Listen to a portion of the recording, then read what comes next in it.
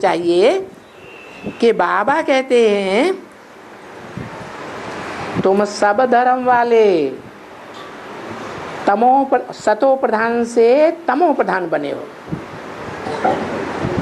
तुम सब धर्म वाली आत्माएं जो 2500 वर्ष के अंदर अंदर इस दुनिया में आई हो, कोई भी धर्म के हो, वो सब पहले आए थे तब सतो प्रधान थे। कैसे थे? सत्व प्रधान थे। कोई भी उस जन्म में आकर के दुख नहीं भोगा था। पहले जन्म में सबको सुख ही मिलता है, क्योंकि सत्य धाम से डायरेक्ट आत्माएं आती हैं, तो क्या अनुभव करेंगी?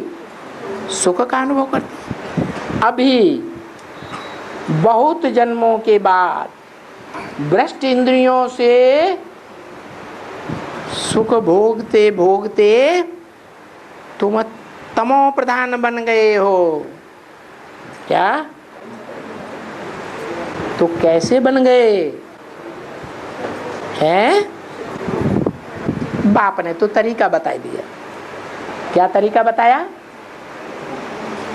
संग के रंग से नीचे गिरते हैं या ऊपर भी उठते हैं, और संग के रंग से ही नीचे ऊपर जैसे उठना गिरना होता है, वैसे ही अन्न दोष से भी नीचे गिरते भी हैं और ऊपर भी उठते हैं। किसके संग से नीचे गिरते हैं? इस दुनिया के जो भी देहधारी हुए हैं, चाहे बड़े बड़े से बड़े देहधारी धर्म पिताएं ही क्यों न हुए हों, उनका इंद्रियों का संग का रंग करने से नीचे गिरे हैं। वो खुद भी नीचे गिरते हैं धर्म पिताएं, और अपने संग के रंग में आने वालों को भी नीचे गिराते हैं। इंद्रियों से ही नीचे गिरना होता है, इंद्रियों से ही ऊपर उठना होता है। अभी उल्टी बात है। वो देहधारी धर्मगुरु नीचे गिराते हैं, उन देहधारियों के फॉलोअर्स भी नीचे गिराते हैं। लेकिन जो देहधारी नहीं है,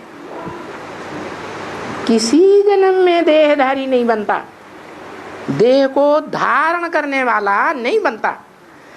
देह में जिसकी बुद्धि नहीं धरी रहती, पतित से पतित दुनिया में आता है, पतित से पतित कामी कांटे में आता है, तो भी बुद्धि से पतित नहीं बनता है।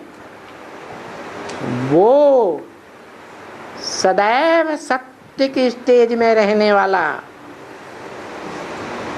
सत्य बाप, जिसको कहते हैं गॉड इज ट्रुथ। क्या? God is the truth, truth is God. वो सत्य बाप, सत्य साईं बाबा सत्य बता करके सत्ययुग की रचना कर रहा है। तो जो 100% सत्य है सी भी सत्य, हो सी भी सत्य। क्या? अभी भी सत्य है। सिख लोग कहते हैं भविष्य में भी सत्य ही साबित होगा, और पास्ट में भी सत्य ही था। उस एक के संग के रंग में प्रैक्टिकल में आएंगे। इंद्रियों के द्वारा, शरीर के द्वारा प्रैक्टिकल कहा जाता है, चाहे ज्ञान इंद्रियां हो और चाहे भ्रष्ट इंद्रियां हो, कोई भी इंद्रियां हो, वो जिसके संग के रंग में आएगा उसका कल्याण ही कल्याण करेगा, अकल्याण नहीं कर सकता। इसलिए उसका नाम शिव है। वो सदैव सदा शिव कहा जाता है,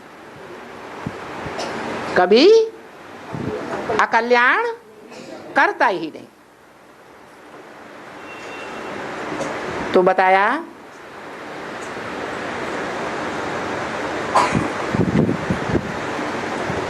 कि उस सत्ता का संग करेंगे पहचान करके। क्या पहचान करके? कि हम आत्मा बिंदु हैं, हमारी आत्मा का बाप ज्योति बिंदु है, ये पहचान करके। अरे बाप ज्योति बिंदु है, हम सब आत्माएं बिंदी बिंदी हैं, कैसे पहचानेंगे कौन सी बिंदी हमारा बाप भगवान है? पहचानेंगे? हैं? नहीं पहचान सकते। कब पहचानेंगे? अरे हमारी आत्मा भी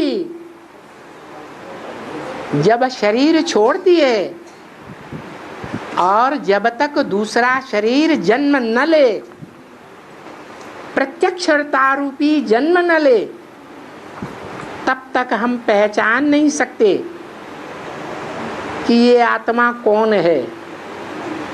पहचानते हैं? शरीर में आती है आत्मा निराकार तो पहचान होती है। ऐसे ही वो निराकार बाप परमपिता परमात्मा शरीर में आता है। जैसा गीता में कहा है, प्रवेश तुम, मैं प्रवेश करने योग्य हूं। तो कोई शरीर मुकर्रर रथ में प्रवेश करता है और फिर वाचा से वाणी बोलता है।